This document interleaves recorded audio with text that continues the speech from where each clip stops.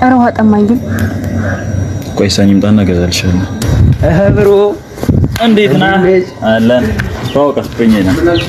ሰላም በቃ ውሃ ይሽላል ግን በጣም መልካም ጓደኛ ነው ያለ እንዴ አንቺ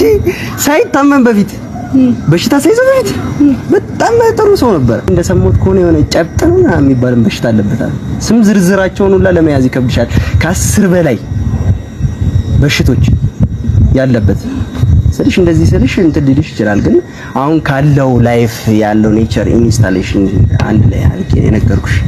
ብቻ ዘርፍ ፌሰር አናዘር ሌቭል ኦፍ ስታንዳርድ